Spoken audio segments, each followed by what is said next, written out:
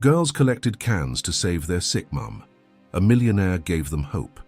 The morning air was sharp, cold enough to nip at the cheeks, but the two little girls hardly noticed. Emma and Lily, identical twins with tangled brown hair and bright eyes, dulled slightly by exhaustion, walked side by side down the alley behind McAllister's bistro. Their small gloved hands clutched large plastic bags, already partially filled with aluminum cans and plastic bottles. The clink of metal against metal had become the soundtrack of their mornings. Emma, slightly taller and more serious, kept glancing ahead, while Lily, the dreamer of the two, hummed quietly as she picked up a dented soda can. "That's 5 more cents," she said softly, holding it up like a trophy. Emma nodded without smiling. "We still need a lot more. Mama's cough sounded worse last night." They had learned early how to count in dimes and quarters, not for games or treats, but for antibiotics and pain relievers. Their mother, Mariana, hadn't left the couch in over a week, her body frail and her breath shallow. A long-lost diagnosis still pending, the doctors had refused further treatment without payment, but the girls had heard enough adults whisper about lupus, cancer, or worse. Emma turned to her sister. "Stay close, okay? Don't go too far into the bins." Lily nodded solemnly. She had once gotten her arm stuck between the bars of a dumpster, trying to reach a crushed water bottle. The alley was mostly empty, except for the buzz of the kitchen inside the bistro. The smell of bacon and freshly baked bread drifted out the back door. Lily's stomach growled. They hadn't eaten breakfast, but hunger was a constant they'd learned to live with.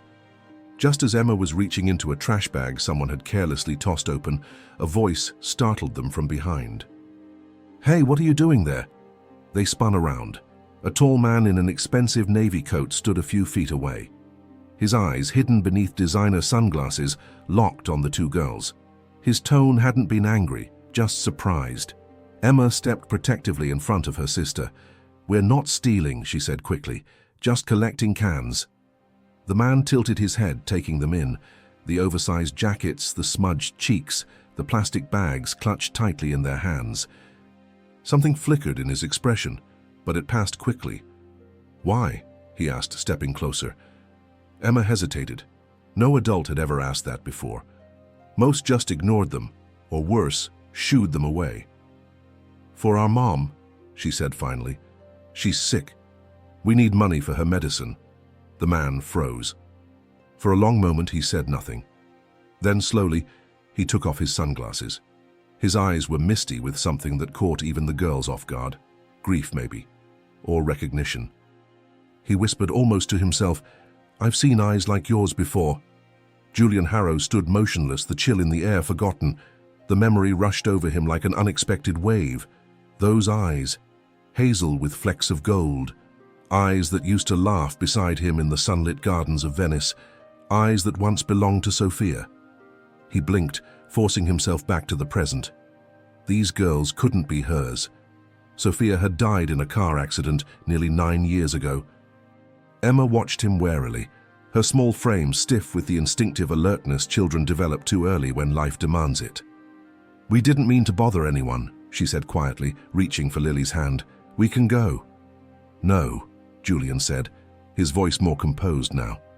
"Wait, please." He crouched down slowly so he wouldn't tower over them. "You said your mom is sick?" Lily nodded. "She has trouble breathing. Sometimes she can't even sit up. We give her tea and rub her back like she showed us." Julian's chest tightened. "Where's your dad?" Emma's jaw tensed. "We don't have one. He left before we were born." Julian felt a pang in his chest. The story was achingly familiar. He reached into his coat pocket and pulled out his wallet, but paused before opening it. Handing them cash felt like the wrong gesture, too impersonal, too transactional. These girls weren't beggars. They were fighters. "Can you show me where you live?" he asked. Emma narrowed her eyes. "Why?" "Because maybe I can help," Julian said, his voice steady. "I'm not going to hurt you, I swear. I want to see if your mom's okay." Emma glanced at Lily. Her sister looked back with a soft shrug, clearly trusting him. Emma finally nodded. "It's not far." They led him down 2 blocks and turned into a rundown apartment building with chipped paint and a buzzing entrance light. The hallway smelled of mildew and old cooking oil. Emma opened the door to apartment 3B with a key tied to a shoelace around her neck. Inside, the air was warm but stale. The living room was sparse, an old couch with a frayed blanket, a broken TV, and a small space heater in the corner. On the couch lay Mariana, her skin pale and her body trembling under a stack of blankets. Julian stepped in slowly, removing his gloves. The sight of her hit him like a punch. Mariana opened her eyes and tried to sit up, coughing violently. Emma rushed to her side. "Mama, it's okay, he's just here to help." Julian dropped to his knees beside the couch. For a moment, their eyes met, and Mariana froze. Her lips trembled. "Julian?" The name hovered between them, like a fragile truth, cracking the stillness in the room. Julian stared at Mariana, unable to speak.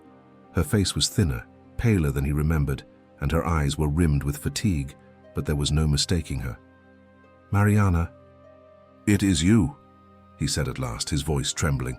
She tried to sit up again, this time more slowly, leaning on the armrest. "I thought you were in Switzerland," she whispered, breathless. I thought you left for good." Julian shook his head slowly. "I didn't leave.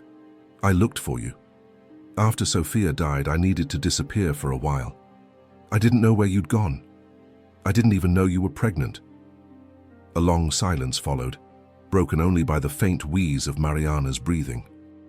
Emma and Lily stood frozen near the door, confusion written across their faces. "You know our mum?" Lily asked softly. Julian turned to the girls. His voice was almost inaudible. "Yes. I knew her a long time ago." Mariana's gaze dropped. "I didn't want to raise them in that world, Julian. I was scared. After Sophia's accident, you lost yourself. You stopped eating. You stopped living. I didn't know if you'd ever come back from that. And when I found out I was pregnant..." She looked away, ashamed. "I didn't want to burden you, so I left. Changed cities, started over." Julian leaned forward, elbows on his knees, trying to absorb it all. "They're mine," he said, the realization dawning with each passing second. "Aren't they?" Mariana didn't answer, but the look in her eyes was answer enough. The girls watched silently. Emma stepped forward first. "Wait, are you saying he's our dad?" Julian looked at her, tears now welling in his eyes. "I didn't know. I swear I didn't know." Mariana tried to speak again, but a deep cough racked her body. Julian instinctively reached for a throw pillow and helped her sit up straighter. He glanced around the room, noting the near-empty pill bottles on the side table. "You need a hospital," he said urgently. "You can't stay here like this." Mariana shook her head. "We don't have insurance, and I can't leave the girls alone." Julian stood suddenly, pulling out his phone. "I'm calling my doctor. Right now." Emma stepped in his path. "You're not taking her away, are you?" she asked, a flicker of fear in her voice. Julian knelt in front of her. "No, sweetheart. I promise. I just want to help your mom get better." He looked at her, then at Lily. "And if you'll let me, I want to be your dad, the kind you should have had all along." The ambulance arrived 20 minutes later, its flashing lights painting the walls of the apartment in streaks of red and blue. Mariana clutched the girl's hands tightly as the paramedics lifted her onto the stretcher. Her breathing was shallow, but there was a glimmer of something new in her eyes. Relief, maybe even hope. Emma and Lily stood silently on the curb, bags of cans forgotten at their feet. Julian stood between them, a steady presence, his coat draped over their thin shoulders. As the stretcher was loaded into the back of the ambulance, Mariana reached out a trembling hand toward Julian. "Don't let them go," she whispered. "They don't know anyone else. They've only ever had me." Julian nodded, his eyes never leaving hers. "They have me now, too." The doors shut with a soft thud, and the siren faded into the distance. For a long moment, none of them spoke. Back at Julian's penthouse apartment, spacious, polished, and flooded with warm light, the girls sat awkwardly on the edge of a velvet couch.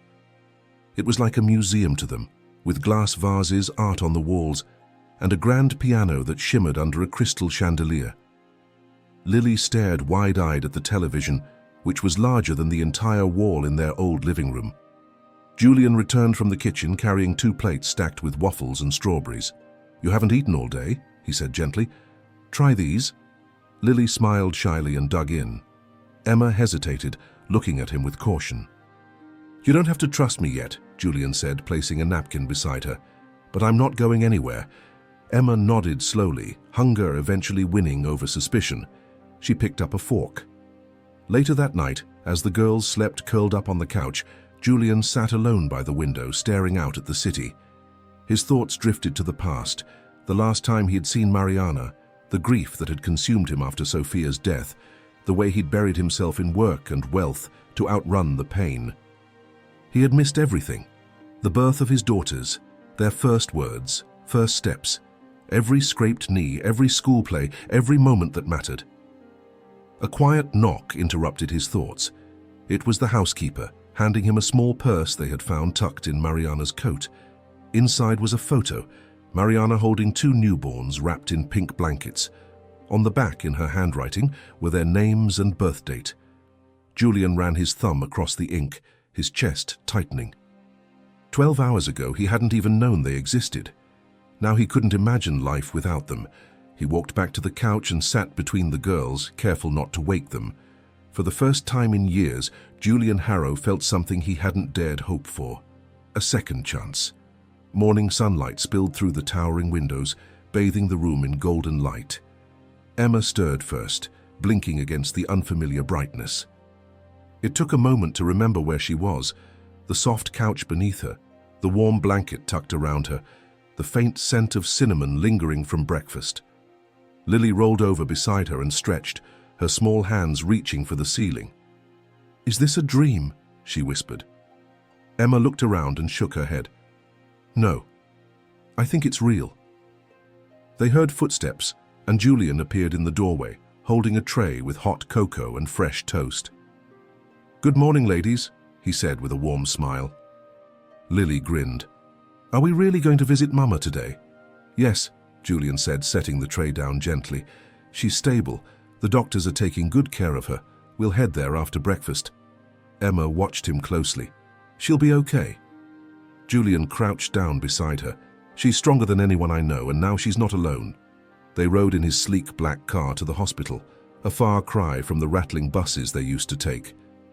As they entered Mariana's room, the girls rushed to her side. She was sitting up now, color returning to her cheeks, an IV in her arm. "My angels," she whispered, wrapping her arms around them. "You brought me back." Julian stood by the doorway, his hands in his pockets. Mariana looked up at him, her eyes filled with emotion. "You didn't have to do all this," she said softly. Julian took a slow breath. "I wanted to. I should have been there. For all of it." Mariana smiled weakly. "Life doesn't always give us what we planned. But sometimes," Julian said, walking closer, "it gives us another chance to get it right." That night, back at the apartment, the girls stood at the balcony, gazing out at the sparkling skyline. "What happens now?" Lily asked.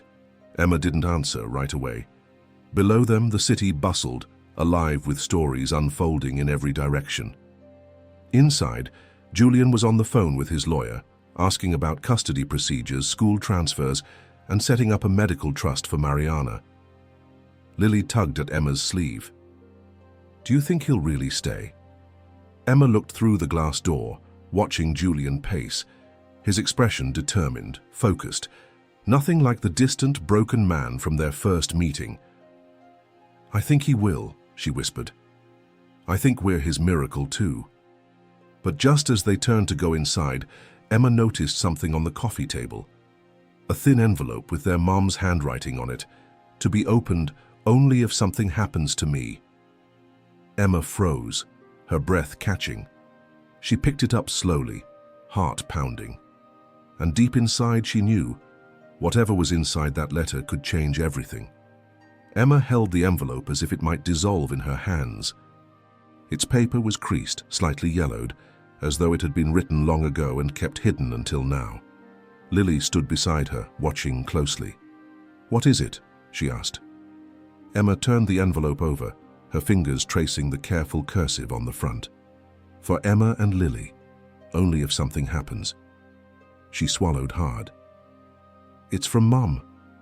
Julian stepped into the room just then, drying his hands with a towel. He saw the envelope in Emma's grip and stopped mid-step. "Where did you find that?" "On the table," Emma said. "It has our names on it." Mariana's condition had improved, but the letter suggested she had once feared a much darker outcome. Emma hesitated for a moment longer, then tore the envelope open with trembling fingers. Inside was a single sheet of paper, densely packed with her mother's handwriting. She began to read aloud, her voice quiet but clear. "My sweet girls, if you are reading this, it means something has gone wrong, and I'm not there to explain everything in person. First, know that I love you more than anything in this world. I'm proud of you both, your strength, your kindness, your courage. There is something I never told you, something I've carried for years because I thought it was the safest way to protect you." Julian took a cautious step forward, his expression tightening. Emma continued, "Your father is not who you've been told he was. The story about him leaving before you were born, it's only half true. The real story is more complicated and much more painful." She paused, glancing up at Julian. He was standing perfectly still. "His name is Julian Harrow. Yes, the same man you may one day meet. He didn't know about you. I never told him. Not because he was a bad man, but because I was afraid. Afraid that the pain he was going through would destroy all of us." Tears welled in Emma's eyes. Lily gripped her hand tightly. "If Julian is in your life now, I hope he has found the strength to love again. I hope he sees you, truly sees you, and realizes the miracle that you are. I never stopped loving him, even when I left." Emma's voice broke slightly as she read the final lines. "Please forgive me for keeping this from you. I only wanted to give you a safe life, even if it meant living in the shadows. If he's there now, let him in. Let him be your father. He deserves that chance, and so do you. With love, Mom." Silence filled the room. Julian slowly sat down on the armchair across from them, wiping at his eyes. "She wrote that?" Emma nodded, folding the letter carefully. "She still loved you," Lily said. Julian looked at them both. "And I never stopped loving her." That evening, Julian sat with the letter spread out in front of him, rereading each word with a reverence usually reserved for scripture. He had built empires, negotiated billion-dollar mergers, stood before presidents and royals, but no document had ever shaken him like this. Mariana's words weren't just a confession. They were a bridge across a lost decade. The girls sat nearby, quietly coloring in the sketchbooks Julian's assistant had brought them. Every so often Lily would glance up, as if checking to make sure he was still there. Emma was more guarded. She colored methodically, but her eyes occasionally flicked toward him with unspoken questions. "Your mom was brave," Julian said softly. Emma looked up. "She had to be. It was just us." He nodded. "I see that now. I missed everything. Your first words, your birthdays, the way Lily hums when she draws." Lily looked up with a shy smile. "You noticed that?" Julian smiled back. "It's beautiful." Emma stood up suddenly. "Why didn't you come find us, if you loved her so much?" The question sliced through the moment like glass. Julian didn't flinch. He rose and walked over to the floor-length window, his back to them. "Because I didn't know.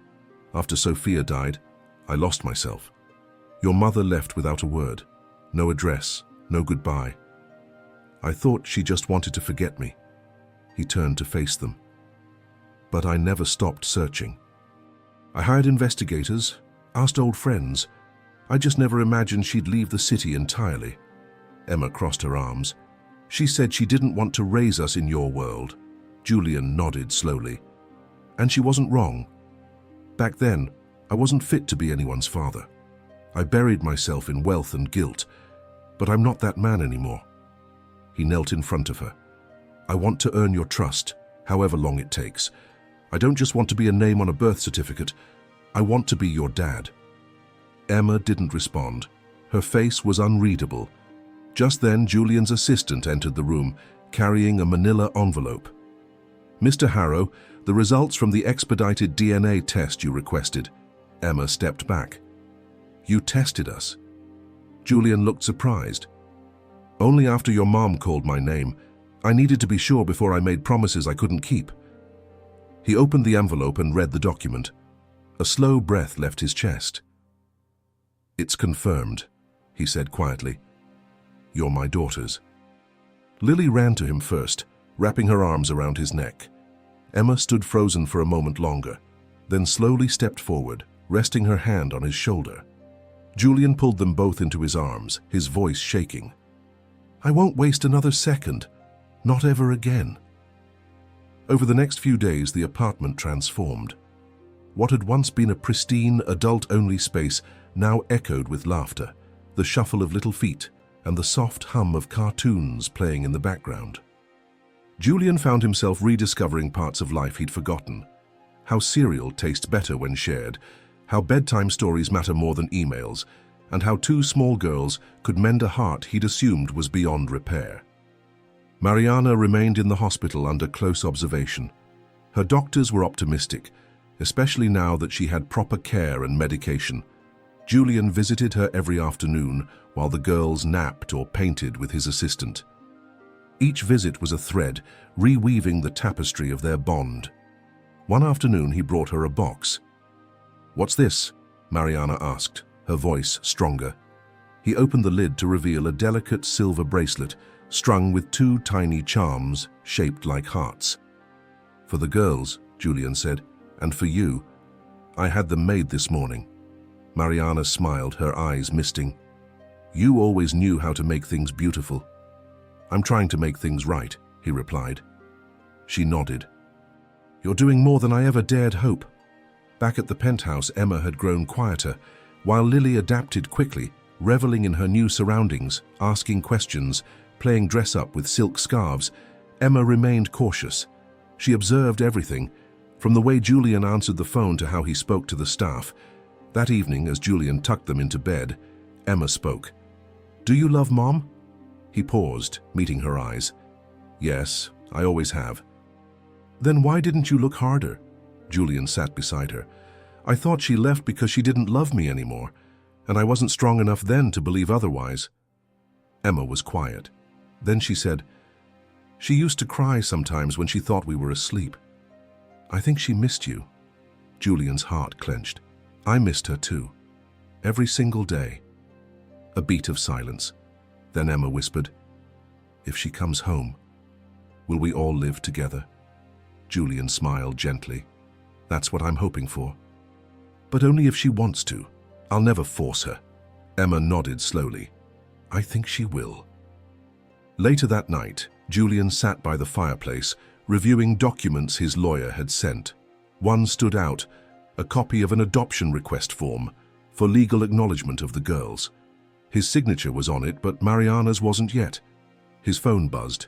A message from the hospital. "Urgent. Please call regarding Mariana Alvarez's latest test results." Julian stood, his breath catching in his throat. Something in the wording felt wrong. He dialed immediately. As the line rang, dread settled over him like a storm cloud waiting to break. "Mr. Harrow?" The doctor's voice came through the receiver, calm but measured. "Thank you for calling back. I need to speak with you regarding Mariana Alvarez's condition." Julian moved into his study, closing the door behind him. "I just saw her this afternoon. She was stable, smiling." "What happened?" "She is still stable, but her latest test results show an aggressive autoimmune progression. The disease has entered a more advanced stage." Julian gripped the edge of his desk. "What does that mean exactly?" "There's internal organ involvement now. Lungs, kidneys. We believe it may be systemic lupus erythematosus with complications. We're adjusting treatment, but the next few days will be critical." He closed his eyes. "Can she survive this?" "She can," the doctor replied. "But we need her in a specialized care unit, and we need her consent for certain treatments, some of which carry serious risks." She's been hesitant. Julian nodded slowly, even though the doctor couldn't see him. "I'll talk to her. She trusts me." When he arrived at the hospital the next morning, Mariana was awake but visibly weaker. Her breathing was more labored, and dark circles haloed her eyes. She smiled faintly when she saw him. "You got my message," she said. Julian pulled a chair close to her bed. "Why didn't you tell me the truth yesterday?" Mariana looked away. "I didn't want the girls to know. Not yet. Not while they're happy. They deserve to know what's happening." She nodded, tears rising. "I just wanted more time with them. Time to be a mother without hospitals and worry. Just time." Julian reached into his coat pocket and took out the adoption form. "You still haven't signed this." Mariana looked at it. "Because I wasn't sure if I'd be around to explain it to them. I didn't want them to think I was giving them away." He leaned in, gently placing the form on the bedside table. "You're not giving them away. You're protecting them. Let me help carry this. If anything happens..." She cut him off softly. "I need you to promise something. Anything." "If I don't make it," she said, tears brimming, "don't let them forget me. Don't let them think I left them." Julian's throat tightened. "They'll never forget. I'll make sure they know everything. How fiercely you loved them, how you fought every day for them." She closed her eyes, a single tear escaping. "Then I'll sign." With trembling fingers, Mariana picked up the pen and slowly wrote her name. The final stroke finished, she exhaled. "Now they're yours too." Julian held her hand, not realizing his own tears were falling. But even as he sat beside her, the weight of those words settled heavily in his chest. There was something in her touch that felt like goodbye. Julian didn't sleep that night. He sat in the hospital lobby, eyes fixed on the doors to the ICU, Mariana's signature still fresh in his mind. Every sound made him flinch. Every doctor who passed without stopping brought a small measure of relief. He had faced hostile boardrooms and international crises, but nothing had ever made him feel so powerless. At dawn, he returned to the penthouse. The girls were still asleep, curled together like two halves of the same heart. He stood at their door for a long moment before walking into the kitchen. The sight of their drawings on the fridge, the cereal bowls waiting to be used, it all felt so fragile now. When the girls awoke, Julian tried to smile. He made breakfast, braided Lily's hair clumsily, and helped Emma with a book report she'd started at her old school. But the weight never left his chest. Mid-morning, he took them to the park. It was a warm day, the sky wide and forgiving. Lily raced to the swings while Emma walked beside Julian. "Is Mom okay?" she asked, as if sensing what he hadn't said. "She's resting," Julian replied gently. "The doctors are doing everything they can." Emma didn't push. She looked up at the trees instead, the wind stirring the leaves. She always said fall was her favorite season, said it made her feel like the world could start over. Julian's heart twisted. "She told me that too, years ago." Emma stopped walking and looked at him. "If something happens to her, will we stay with you?" He knelt so they were eye to eye. "Yes, forever if you'll have me." She nodded slowly, her eyes filling. "I think she chose you, not just as our dad, but as our future." Later that evening, as they returned home, a courier was waiting with an envelope. Julian opened it, recognizing the hospital's seal. Inside was a document confirming Mariana's enrollment in a high-risk treatment program, signed and approved. He let out a shaky breath. It wasn't a miracle, but it was a fight. As he looked toward the girls, now building a pillow fort in the living room, his phone buzzed again. This time it was a video message from Mariana. He opened it slowly. Her face appeared on the screen, weak but glowing. "If you're seeing this, it means I couldn't say goodbye in person," she began. Julian's breath caught. Behind him, the girls laughed softly, unaware. On the screen, Mariana smiled through tears. "There's something else I never told you, something you deserve to know." Mariana's voice, though faint, was clear and steady in the video. Julian leaned against the kitchen counter, phone trembling slightly in his hand. On the screen, she sat propped up in her hospital bed, eyes bright with urgency. I recorded this because I knew there might come a moment when time would run out faster than my words, she began, pausing to steady her breath.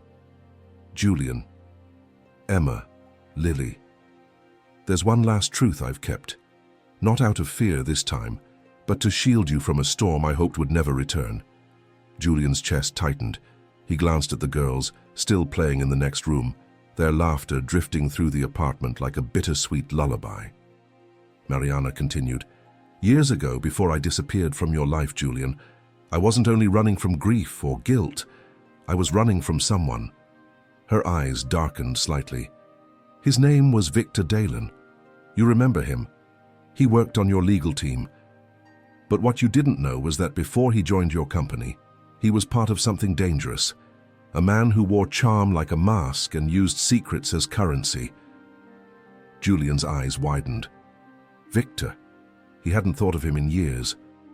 The man had vanished after a financial scandal, nearly tore through one of Julian's overseas ventures. I made the mistake of confiding in him once, Mariana said, her voice more strained now. Told him about my pregnancy, about my fears, about you. He said he could help me disappear. I thought he was saving me. I didn't realize he was controlling me. Julian's jaw clenched. He gave me a new identity, helped me move, but he kept tabs on me. For years, every job I took, every apartment I rented.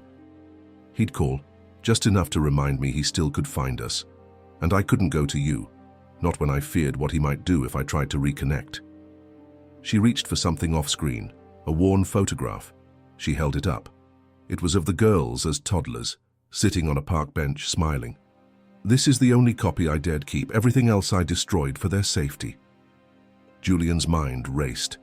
The foundation of everything he thought he knew was crumbling again. I don't know where Victor is now, she said softly. But if I'm gone, he might come looking, and if he does, you need to protect them, not just as their father, but as their guardian from the past. The screen went dark. Julian stood frozen. The air in the room felt colder now. Behind him, Emma called out, Dad, can we have popcorn for our movie night? Julian turned slowly, forcing a smile to his lips. Of course, sweetheart. But in his mind, the storm Mariana feared had just begun to thunder on the horizon.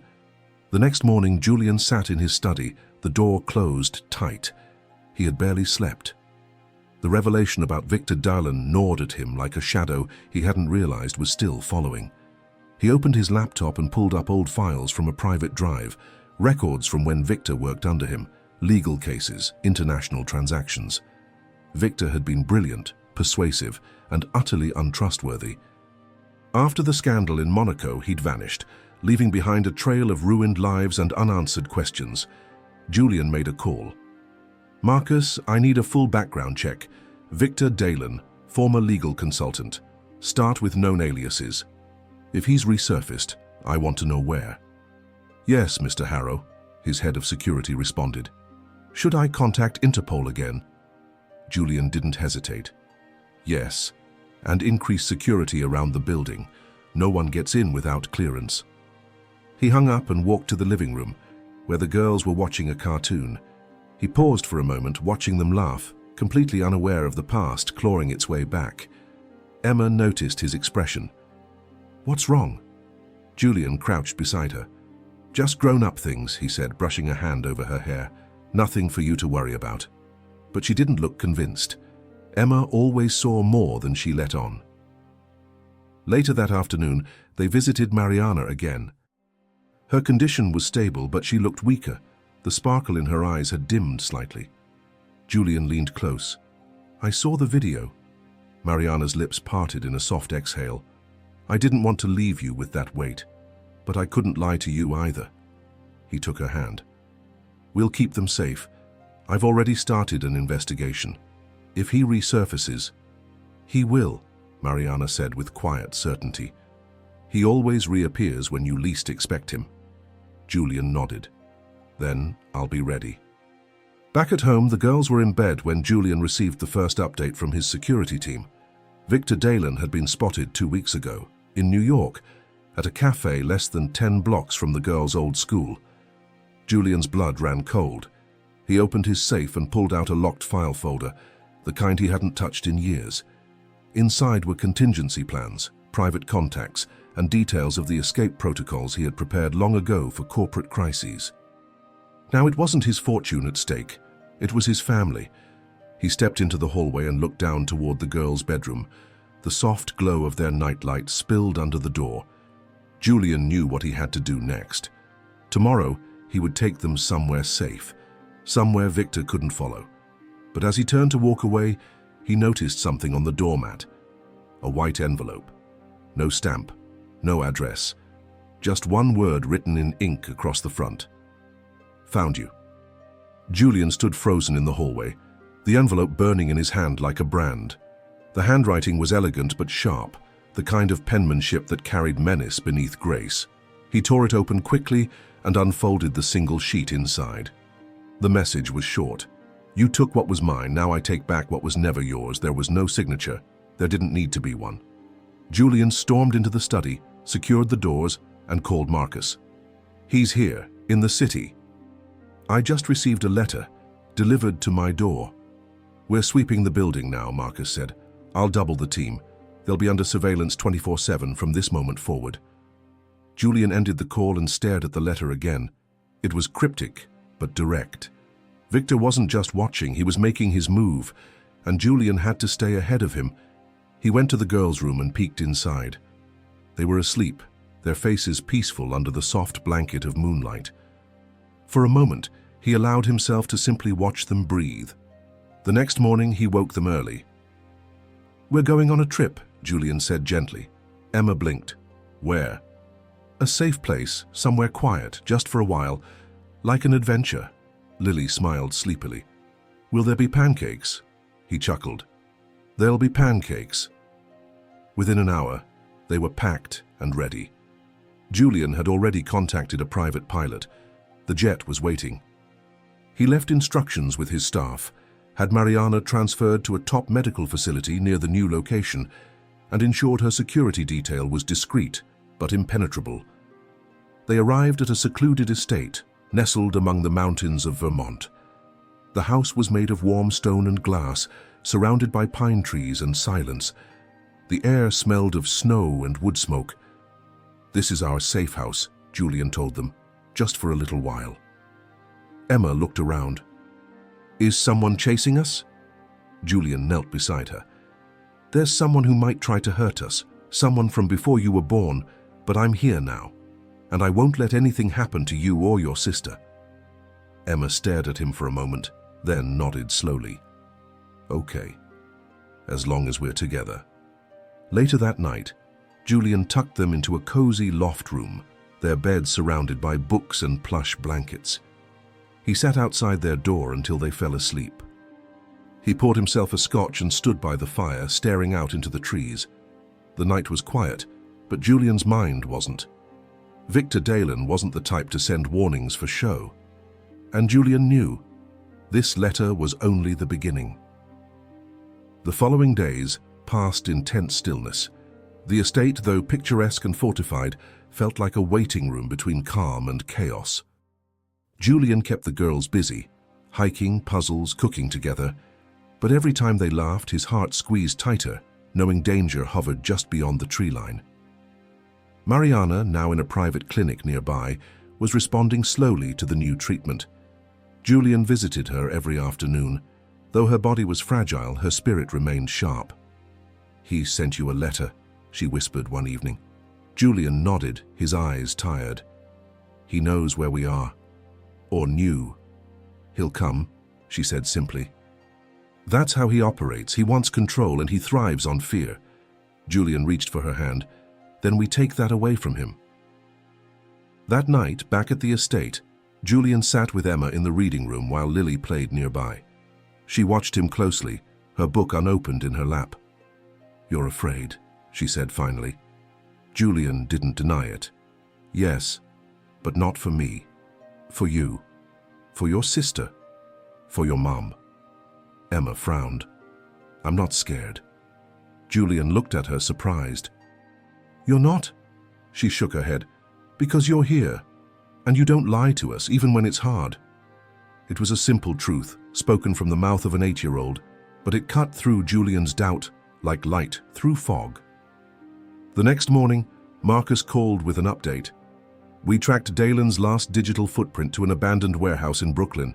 He used a burner phone to send the message, but there's more. You're not the only one he's watching." Julian stood. "What do you mean?" "He's been monitoring your financials, Mariana's records, even the girls' school files from before you took them in. He's building a case." Julian's voice hardened. "A case for what?" "Custody or leverage. We think he's planning to claim he's the father." Julian's blood ran cold. "That's impossible. He knows they're mine." "Yes," Marcus said, "but Victor doesn't care about truth. He plays in shadows. Blackmail, manipulation.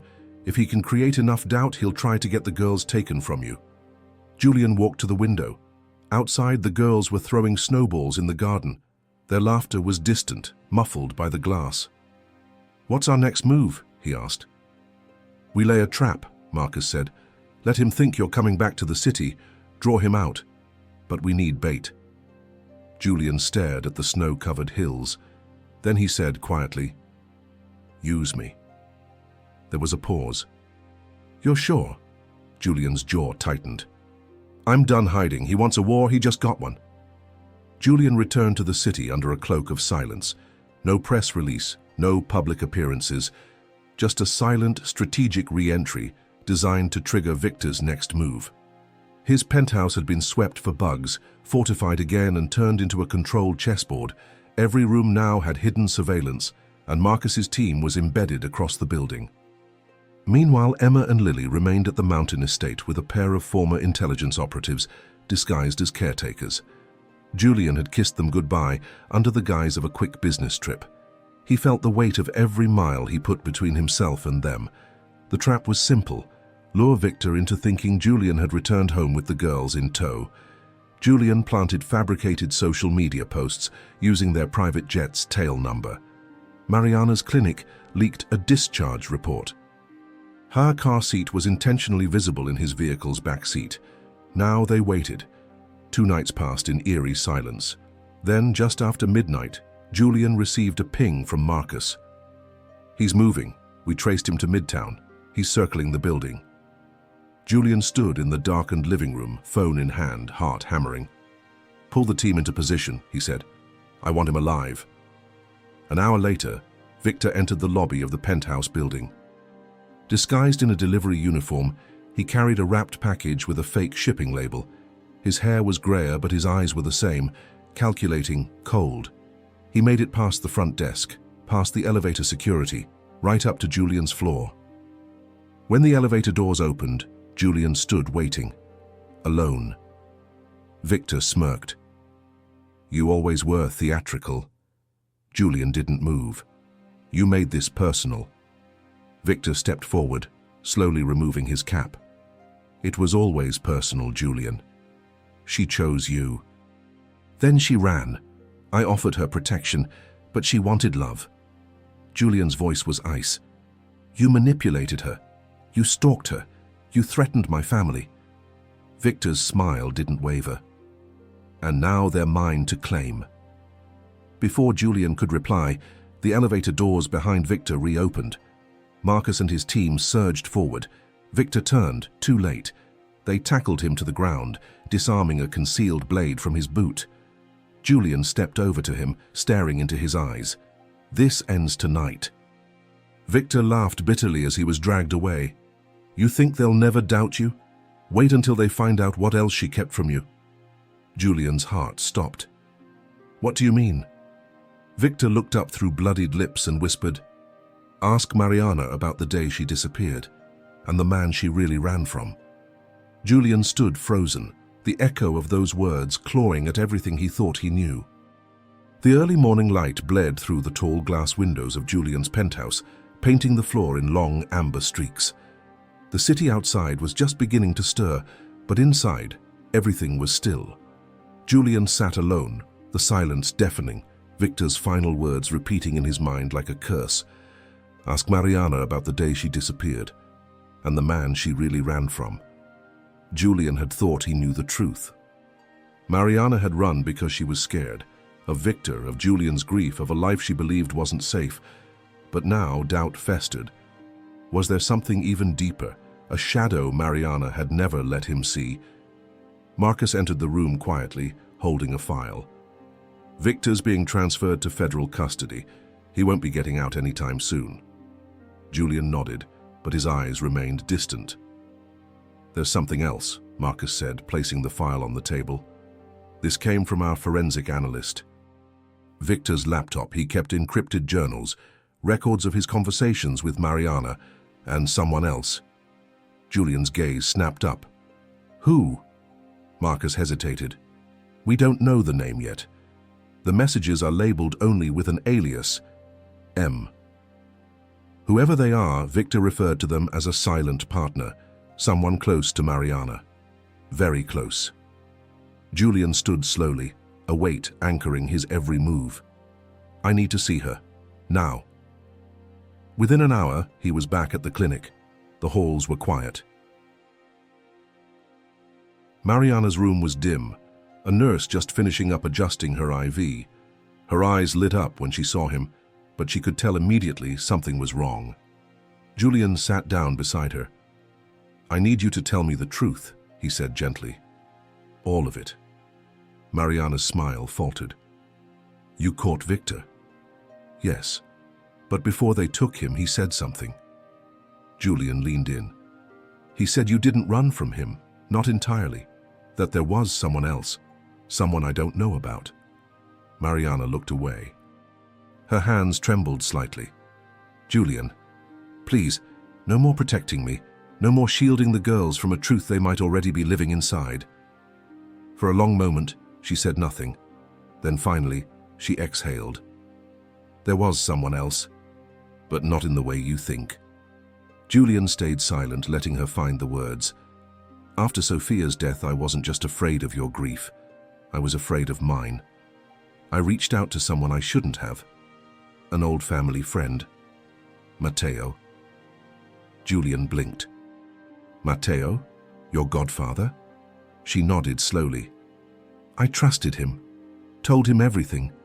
He offered help. He paid for my first apartment, set up a new identity.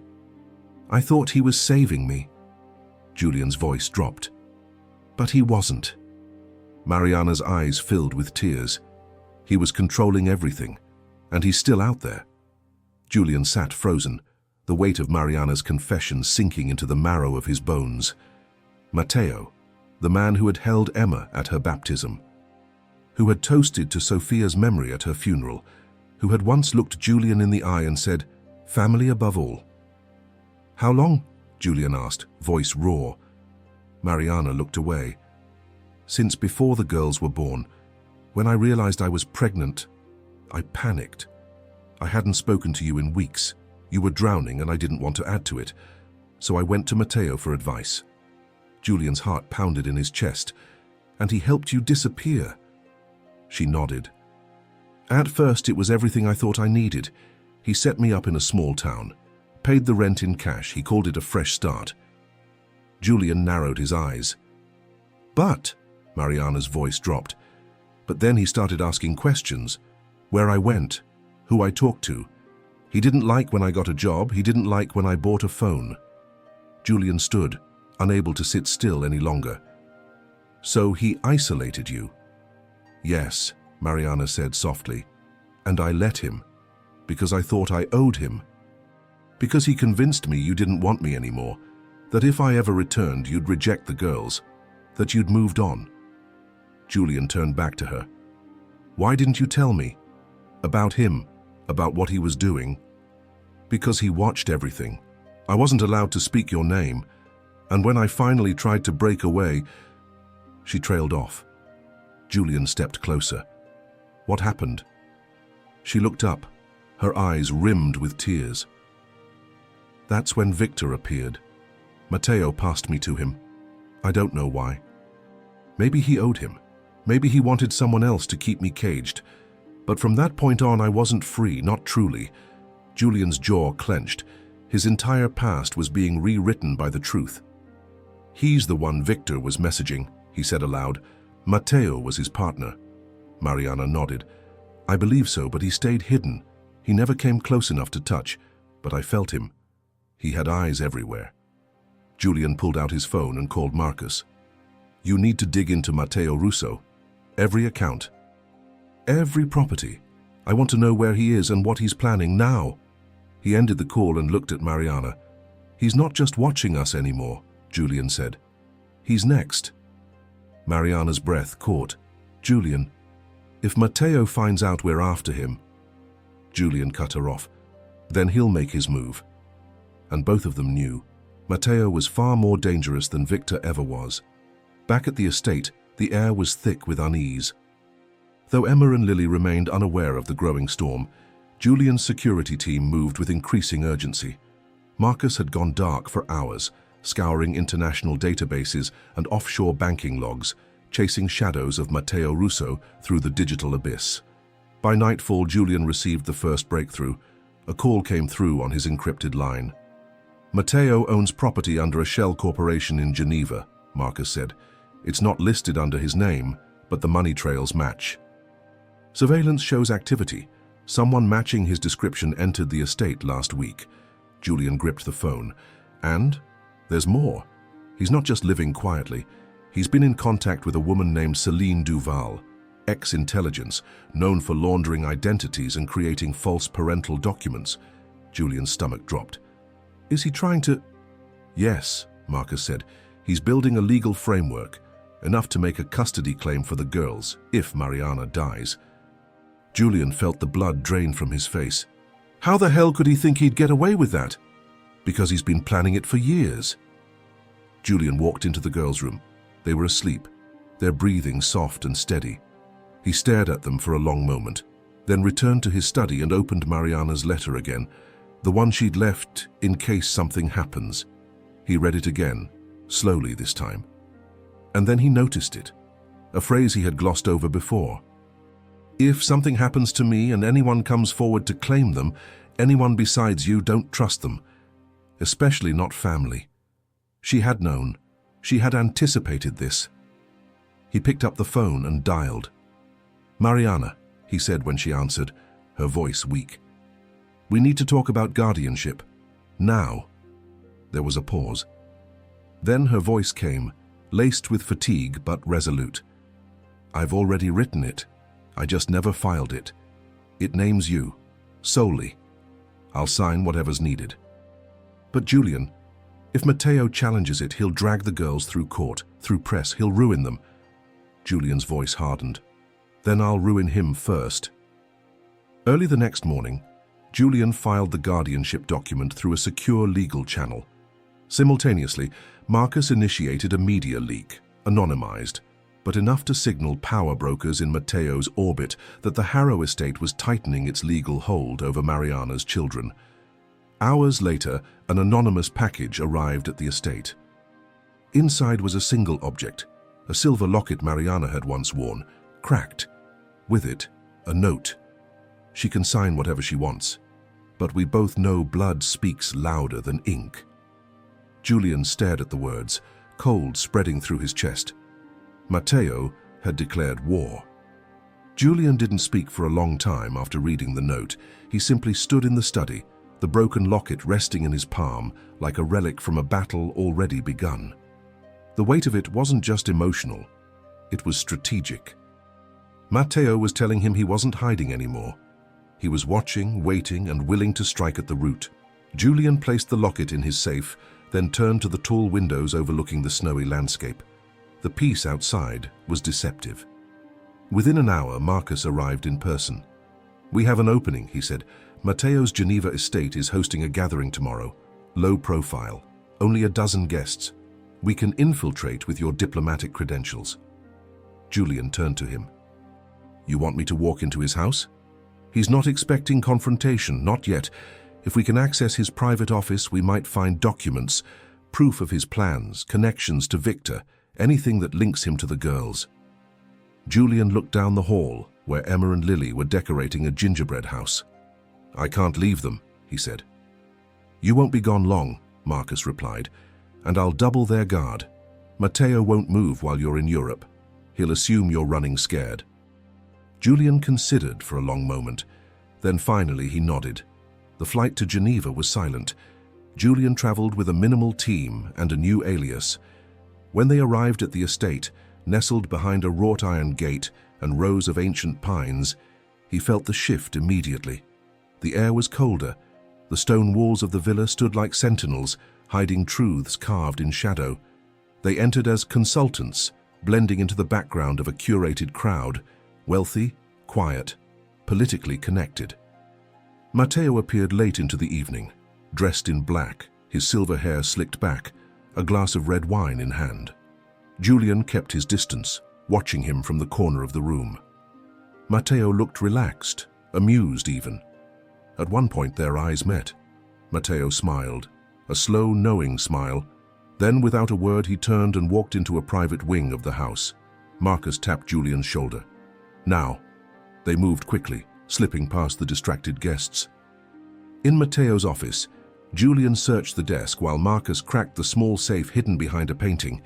Inside they found documents, custody drafts with forged birth certificates, a fake will naming Matteo as guardian, photos of the girls taken without their knowledge. Julian's pulse roared. Then, beneath a stack of folders, a sealed envelope. Julian opened it. Inside was a photograph, Mariana, younger, standing beside Matteo, holding an infant. And scribbled on the back in Matteo's hand, "She never told you everything. Ask her about the first child." Julian's hands began to shake. The first child? Julian stared at the photograph, his mind spiraling into a storm of disbelief. The infant in Mariana's arms looked too young to be Emma or Lily, its features softer, the photo's tone older, the edges more worn. And Mariana. Her face was younger too. There was a rawness in her eyes, a vulnerability that struck Julian like a knife. Marcus leaned over. "That's not one of the twins?" Julian shook his head. "No, this was before them." He turned the photograph back around, reading Matteo's scrawled message again. "She never told you everything. Ask her about the first child." Julian's chest tightened. Was it a bluff? A manipulation? Or was it the final thread in a web Mariana had never wanted him to unravel? They left the estate silently, blending back into the night. As the private jet soared above the Atlantic, Julian sat alone in the cabin, the photo clutched in his hand. He replayed every moment, every conversation with Mariana. How she would pause when speaking of the past, the look in her eyes when he asked why she left without a word. It wasn't just fear, it was grief. When he returned to the estate, the girls ran into his arms. Emma, ever observant, noticed the exhaustion in his eyes. "Did something happen?" she asked. Julian forced a smile. "We'll talk soon, okay? I promise." That evening he drove to the clinic. Mariana was sitting up reading to herself. When she saw him, she smiled, but her expression faltered as he held out the photograph. Her hands trembled as she took it. "You said you were running from Matteo," Julian said softly, "but you didn't tell me everything." Mariana closed her eyes. For a moment, she said nothing. Then she spoke, her voice nearly a whisper. "His name was Gabriel." Julian stepped closer. "I was 18, she said. "Before you and I ever met, I got pregnant.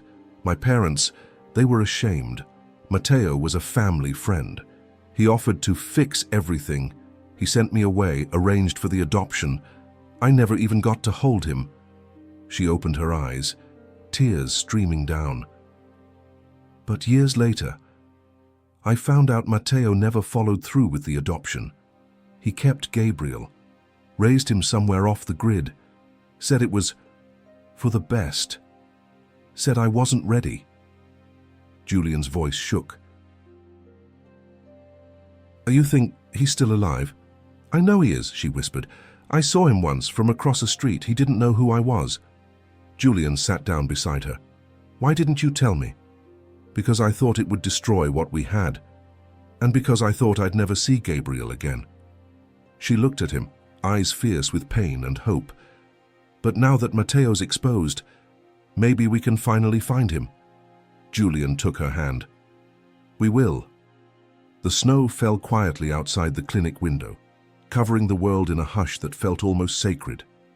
Julian sat beside Mariana's bed, the photograph of Gabriel between them like a bridge to a past neither had fully faced. For years, Julian had believed the deepest wound between them was absence, but now he realized it had always been silence. He'd be what? 14, Julian asked, his voice low. Mariana nodded, her eyes distant. His birthday is March 17th.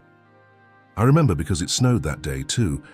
Matteo told me he was adopted by a couple overseas, but later I found out that wasn't true. He kept him. Julian clenched his fists.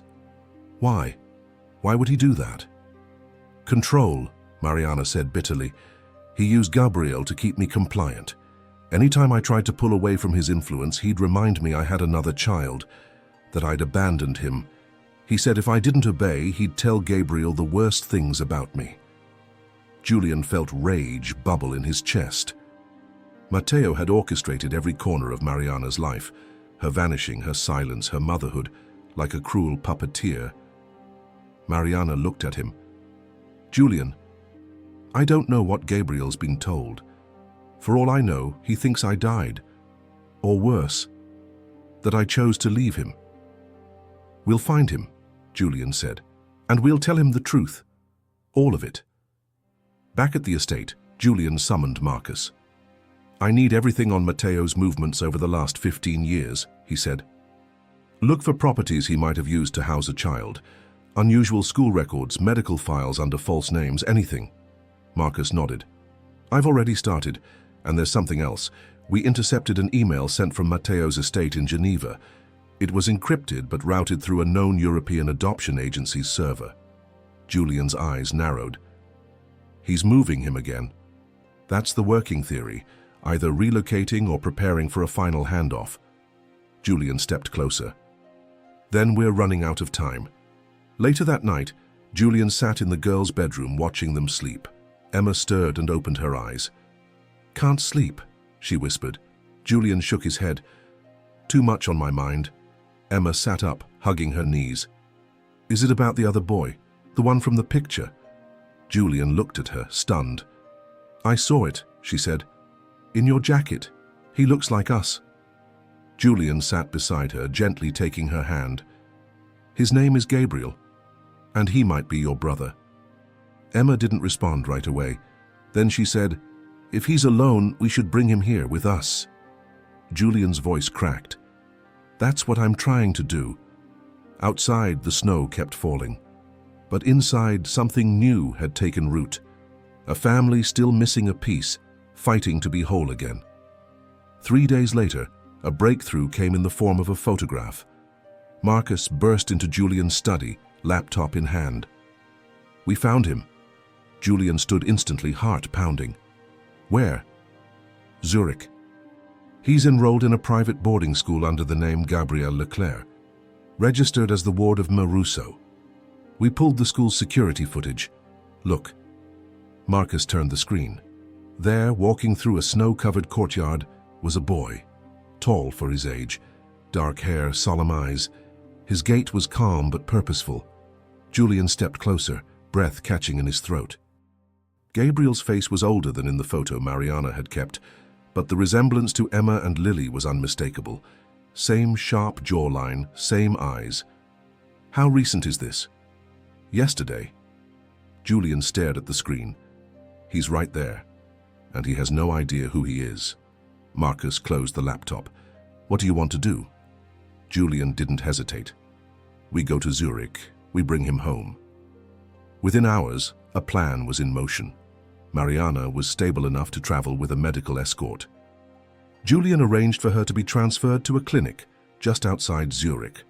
Emma and Lily would remain at the estate under high security. The private jet touched down in Switzerland at dawn. The cold was sharp, the sky overcast. Julian and Marcus drove straight to the boarding school, their arrival coordinated with a sympathetic staff member. Marcus had discreetly paid for cooperation.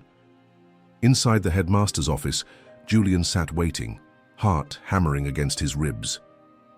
Then the door opened, and Gabriel walked in. He wore a dark sweater and a navy coat, His eyes immediately locked onto Julian, cautious but curious. The headmaster introduced them. "Gabriel, this is Mr. Harrow. He asked to speak with you about your family." Gabriel sat, folding his hands in his lap. "I don't have a family." Julian took a breath. "I think you do." Gabriel tilted his head. "Are you one of my father's clients? He said someone might come looking." Julian shook his head. "I'm not his client. I'm someone who knew your mother." Gabriel's expression shifted slightly. "She died. A long time ago." "No," Julian said gently. "She's alive. Her name is Mariana, and she never stopped thinking about you." Gabriel blinked. "That's not what I was told." Julian reached into his coat and handed him the old photograph. "She was young, scared, and she thought she lost you forever. But she's here now. She wants to see you." Gabriel looked at the photo, his fingers trembling. For a long time he said nothing. Then quietly, "Is she really my mother?" Julian nodded. "Yes, and I'm your father." Gabriel's breath caught. His voice cracked. "I don't know what to do with that." Julian reached across the small table, his voice steady despite the storm behind his eyes. "You don't have to do anything right now, Gabriel. I just wanted you to hear the truth from me, not from him." Gabriel's grip tightened around the photograph. "He said she gave me up. Said she didn't want me." Julian's jaw clenched. "He lied. She thought you were being adopted by a loving family. She never agreed to give you to him. Matteo took you without her full knowledge, and when she tried to find you, he buried the trail." Gabriel's voice was a whisper. "Why?" "Because he wanted control. Over her, over you. But you're not his, and you never were." Gabriel looked down. "I don't know how to believe you." Julian nodded. "That's fair. It's a lot. But I can prove it." "Mariana is here. She's recovering from treatment, and she's been asking about you since the moment she learned you were alive." Gabriel didn't answer. He stared out the window for a long while, silent. Then he said, "If I come with you, and she's not what you say, I leave, and you don't stop me." Julian didn't flinch. "Deal." An hour later, they arrived at the private clinic outside the city. Julian walked ahead, Gabriel trailing close behind, his steps hesitant. As they entered Mariana's room, she looked up from the bed. When her eyes met his, time seemed to freeze. She opened her mouth, but no words came. She sat up straighter, hand reaching out instinctively. Gabriel stood at the threshold, his face blank with uncertainty. "Gabriel," she breathed. "Oh my God." "Gabriel." His eyes darted around the room, unsure, guarded. "You're real?" Tears rolled down Mariana's cheeks. "I've dreamed of this moment every day for 14 years. He took a step closer. "You left me." "No," she said quickly. "I never meant to. I thought you were going to a family, safe, loved. I didn't know Matteo kept you. I only found out later. And by then, he had disappeared with you. I tried to find you, I swear." Gabriel swallowed hard, his voice cracking. "He said you didn't want a son, that you had new children, a new life." Mariana shook her head fiercely. "You are my son, my firstborn. There hasn't been a day that I didn't ache for you." Julian stood aside, silent witness to the collision of truth and pain. Gabriel's lip trembled. He stepped forward, then stopped. "I don't know if I can forgive you," he said softly. Mariana reached out again, her voice breaking. "Then don't. Just let me hold you just once." And after a breathless moment, Gabriel crossed the room, slowly, then faster, and fell into her arms. Mariana held Gabriel like a mother drowning in memory, her arms wrapped tight, her body trembling with years of unspoken grief. He didn't cry. He just stood there, stiff at first, his head against her shoulder, letting the silence speak where words could not. Julian turned away, giving them space. Outside the room, he stepped into the hallway and sat on a bench, running a hand over his face. Every corner of his world had been reshaped in days. He now had 3 children, not 2. A son raised in secrecy, a woman he still loved, stronger than he'd ever known, and a war with a man who had orchestrated it all like a conductor of pain. Marcus joined him moments later. "We have a problem," he said, keeping his voice low. Julian looked up sharply. "What kind?" "A judge in Paris received an emergency custody petition from Matteo this morning. He's claiming legal guardianship of Gabriel and attempting to block your newly filed rights." Julian stood, fury igniting in his chest. "He's not giving up." "No," Marcus said, "but we've got leverage now. Gabriel is with you. Willing or not, he's already begun to question Matteo's story. That weakens Matteo's claim." Julian paced the corridor. "We need to act fast. File our own claim in Swiss court, backed by Mariana's guardianship, my DNA results, and any testimony Gabriel's willing to offer." "Already in motion," Marcus assured him. "We've also flagged Matteo's recent movements. He hasn't left Geneva, but he's pulled €500,000 from a dormant account. He's preparing something." Julian stopped pacing. "You think he'll try to take Gabriel by force?" Marcus didn't answer right away. "Then, I think we should assume the worst." Back inside, Gabriel sat beside Mariana, quieter now. She was telling him stories. His first smile, the way he used to grab her finger, how she whispered "I love you" into his ear every night before she gave him up. Julian stepped in gently. "Gabriel, can I talk to you for a moment?" The boy nodded, standing slowly. They walked into the garden outside the clinic. The cold air bit at their skin. "I need to ask you something important," Julian said, "and I'll respect whatever you decide." Gabriel looked up. "There's a court in Switzerland that can make our family legal, can make you my son, Mariana's ward, Emma, and Lily's brother. But Matteo's trying to stop it. We need your voice, just your truth." Gabriel stared out over the snow-covered trees. "I don't know who I am anymore." Julian stepped beside him. "You're a boy who's been lied to, who deserves to choose his future." Gabriel didn't speak, but after a long pause, he whispered, "Then I choose you." The courtroom in Zurich was stark and quiet, its polished wood and glass a cold contrast to the emotion vibrating beneath the surface. Julian stood beside Gabriel, their lawyer speaking to the judge in clear, decisive tones. Mariana sat in a wheelchair nearby, pale but resolute, her hands tightly folded in her lap. Gabriel had insisted on speaking for himself. He stood when the judge motioned, his voice steady despite the storm inside him. "My name is Gabriel Russo. At least that's what I've always been told. But I found out recently that my real mother is here in this room." He paused, his eyes briefly meeting Mariana's. "I was told she abandoned me, that I was unwanted, that I was a mistake. But that's not true." He took a breath. "The man who raised me, Matteo, kept me away from her, lied to me, controlled everything.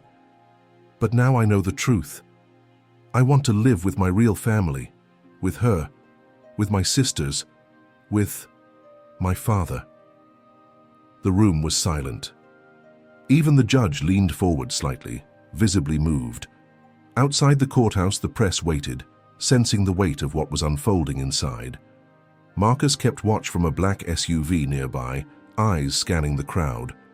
Then a call came through. "It's Matteo," one of his agents said. "He's gone off-grid, left Geneva hours ago. We believe he may try to intercept the transport from the courthouse." Marcus relayed the warning immediately. Inside, Julian's lawyer wrapped up the closing statement. The judge, after a moment of solemn silence, looked down and began to read the decision. In light of the compelling testimony and the overwhelming evidence submitted, including guardianship documents, medical records, and the minor's own wishes, this court recognizes Julian Harrow and Mariana Alvarez as the legal guardians of Gabriel Russo. Mariana wept. Gabriel's hands shook as he turned toward her. Julian placed a hand on his shoulder, steady and proud. But then the bailiff rushed in. "Sir, there's a problem. Your vehicle has been compromised. Security is moving you through the back exit." Julian's instincts flared. He gathered Mariana's wheelchair quickly, signaling Marcus. Gabriel stayed close, his eyes wide with fear. Through a secured hallway, they emerged behind the courthouse where two black sedans waited. Then, from the shadows, a voice. "You never deserved him." Matteo stepped forward, face hollow, eyes wild. He raised something in his hand, sharp metallic glinting in the winter sun. Marcus tackled him before it could descend. Screams echoed. The knife clattered to the ground. Police swarmed. Matteo was dragged away, snarling curses. Julian pulled Gabriel into his arms, holding him tight. It was over. The nightmare was over. And as sirens faded into the background, Gabriel whispered, "Dad?" Julian looked at him, his voice thick. "Yeah? Can we go home now?" Julian smiled, eyes wet. "Yeah, son. Let's go home."